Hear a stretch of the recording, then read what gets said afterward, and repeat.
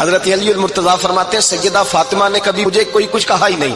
کبھی فرمائش ہی نہیں کی۔ ایک دن بیمار ہو گئی تو کہنے لگی، میں قریب بیٹھا تو میں نے کہا فاطمہ زندگی میں تو نے کبھی کچھ نہیں مانگا،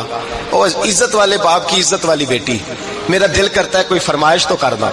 تو حضرت فاطمہ کہنے لگی علی اگر ایک انار مل جائے نا، اگر ایک، میرا دل کر رہا ہے اگر ایک انار مل جائے، ایک انار مل جائے تو طبیعت چاہ رہی ہے انار کھانے کو۔ مولا علی شیر خدا فرماتے میں گیا، ایک انار خریدا بازار سے، 1 دینار تھا میری جیب میں، انار خرید کے جب واپس پلٹا نا تو کہتے ایک بوڑھا شخص، ہونٹوں پہ کمزوری، آپ فرماتے ہیں میرے باپ دادا کی عمر کا، لڑکھڑاتے اس کے ہاتھ اور کہنے لگا علی میں بھوکا ہوں کئی دنوں کا۔ حضرت علی فرماتے ہیں میرے پاس وہ 1 ہی دینار تھا جس کا انار آ گیا۔ کہتے میں نے اسی وقت وہ انار نکالا، اس شخص کے ہاتھ میں رکھا، بوجھل قدموں سے جب میں اندر داخل ہوا نا تو پاک رسول کی پاک بیٹی،